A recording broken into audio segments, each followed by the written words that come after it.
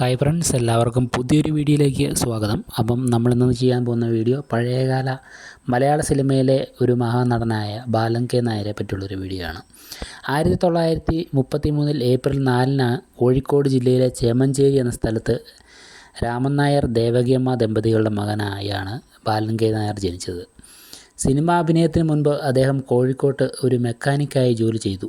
സ്വന്തമായി ലോഹ വർക്ക്ഷോപ്പ് അദ്ദേഹത്തിനുണ്ടായിരുന്നു. അക്കാലത്ത് കോഴിക്കോട് സംഗമം തിയേറ്ററുമായി ചേർന്ന് പ്രവർത്തിച്ചിരുന്നു.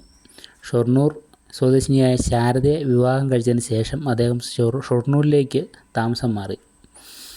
ആദ്യ ചിത്രം നിഴലാട്ടം 1972 പുറത്തു വന്നു. നിഴലാട്ടം സിനിമയുടെ സംവിധായകൻ എ. വിൻസെൻ്റ് ആയിരുന്നു.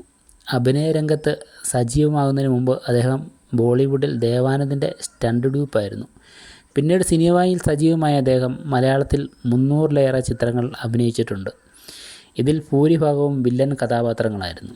അതിഥി, തച്ചോളി അമ്പു എന്നീ ചിത്രങ്ങളുടെ അഭിനയത്തിന് അദ്ദേഹത്തിന് നല്ല അഭിനയത്തിനുള്ള സംസ്ഥാന അവാർഡ് ലഭിച്ചു.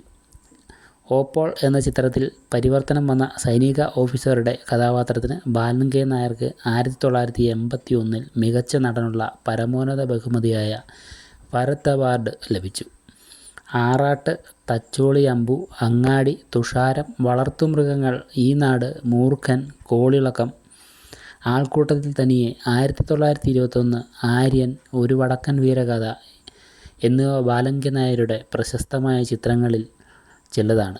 അദ്ദേഹത്തിൻ്റെ അവസാന ചിത്രം 1990 പുറത്തു വന്ന കടവ് എന്ന ചിത്രമായിരുന്നു.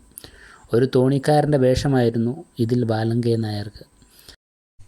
അവസാന കാലത്ത് ഒരുപാട് നാൾ അർബുദ രോഗബാധിതനായിരുന്ന ബാലൻ കെ നായർ 2000 ഓഗസ്റ്റ് 26 തിരുവനന്തപുരത്തെ ശ്രീ ചിത്ര ആശുപത്രിയിൽ വെച്ച് അന്തരിച്ചു. മരണസമയത്ത് അദ്ദേഹത്തിന് 67 വയസ്സായിരുന്നു. അപ്പോൾ ഇന്നത്തെ വീഡിയോ ഇത്രയേ ഉള്ളൂ. വീഡിയോ ഇഷ്ടമായാൽ ചാനലൊന്ന് സബ്സ്ക്രൈബ് ചെയ്യുക, ലൈക്ക് ചെയ്യുക. അപ്പം പുതിയൊരു നടൻ്റെ പുതിയൊരു വിശേഷവുമായി നമുക്ക് അടുത്ത വീഡിയോയിൽ കാണാം.